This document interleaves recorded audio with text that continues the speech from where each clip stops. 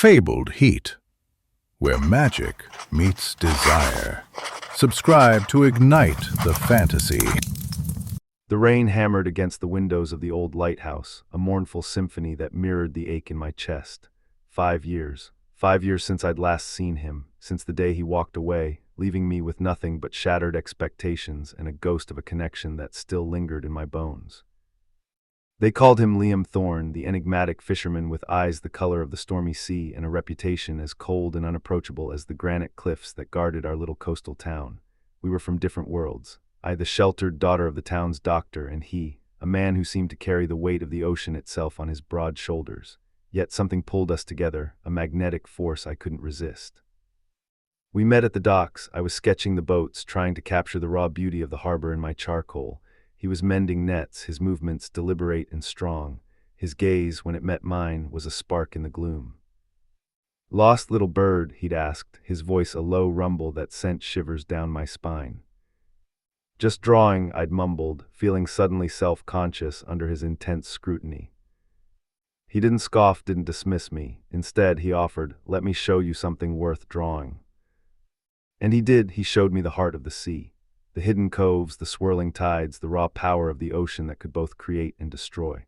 He taught me about the constellations, the language of the wind, the silent stories etched on the weathered faces of the fishermen.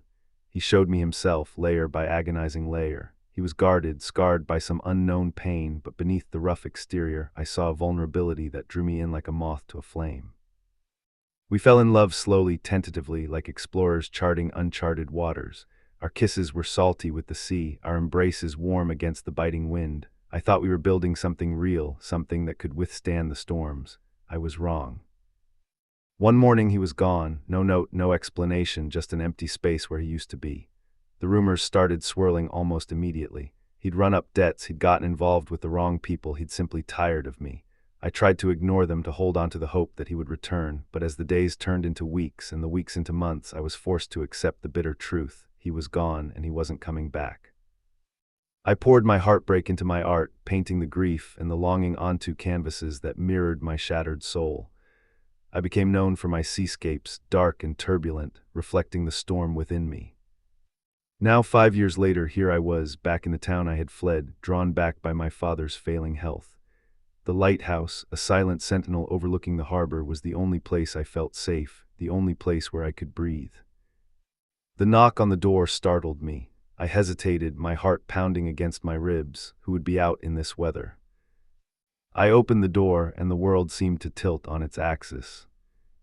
He stood there, silhouetted against the rain, his face etched with lines I didn't remember, his eyes still the color of the storm, but now tinged with a sorrow that mirrored my own.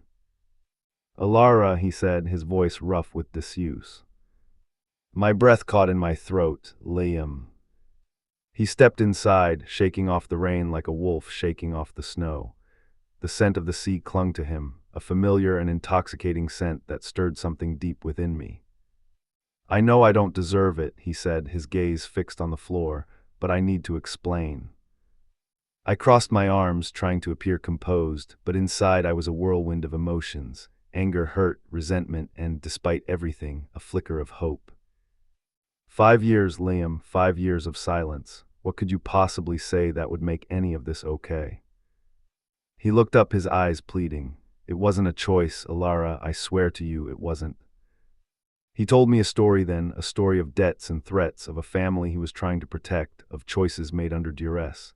He'd been forced to leave, to disappear, to cut all ties to the town and to me. He'd spent the last 5 years working to clear his family's name, to pay off the debts, to make it safe to return. "I never stopped thinking about you," he said, his voice thick with emotion, "not for a single day." I wanted to believe him. Part of me desperately wanted to forgive him, to erase the past and start anew. But the pain was still too raw, the betrayal too deep. "Why now, Liam? Why come back now?" He reached out, his hand hovering just above my arm. "Because I heard you were back, because I couldn't stay away any longer." The silence stretched between us, thick and heavy. The rain continued to batter the windows, a relentless reminder of the storm that had raged within me for so long. "I need time, Liam," I said, my voice barely a whisper. "I need time to process all of this." He nodded, understanding in his eyes. I know, I'm not asking for forgiveness, Elara, just a chance to earn it. He stayed for a while longer, talking, explaining, trying to bridge the gap that had grown between us.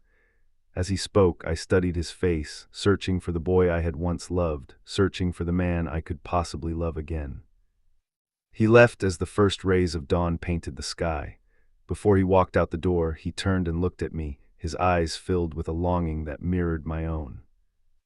I'll be around, Elara, whenever you're ready.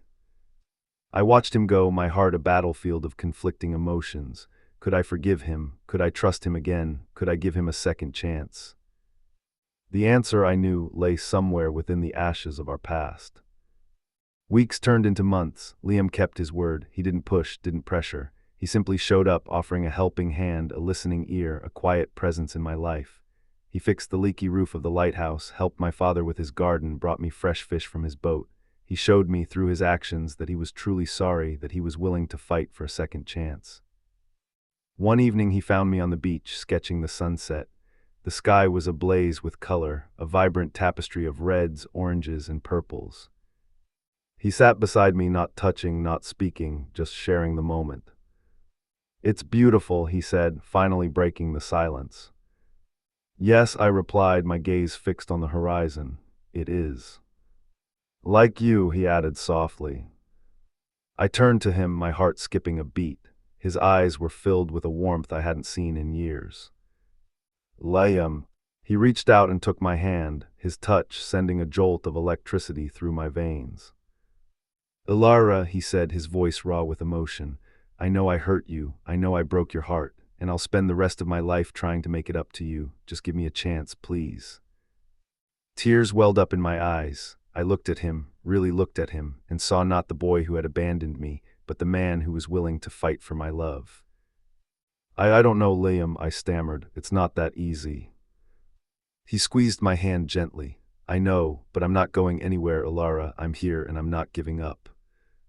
He leaned in, his lips hovering just above mine. "Just one kiss, that's all I ask." My heart pounded in my chest. I closed my eyes and leaned in, meeting his lips in a tentative kiss. It was like coming home, the familiar taste of salt and sea, the warmth of his breath on my skin, the feeling of being completely and utterly connected to him. It was a kiss that spoke of forgiveness, of hope, of a second chance. When we broke apart, I looked at him, my eyes filled with tears. "Okay, Liam," I said, my voice trembling. "Okay, let's try again." He smiled, a genuine, heartfelt smile that reached his eyes. He wrapped his arms around me, pulling me close, and kissed me again, deeper and more passionately this time. As we stood there, embraced in the twilight, I knew that the road ahead would be long and difficult. There would be scars to heal, trust to rebuild, but I also knew that with Liam by my side, we could face anything. We had already survived the storm. Now it was time to rebuild from the ashes. The lighthouse, once a symbol of my loneliness, now felt like a beacon of hope, guiding us towards a brighter future.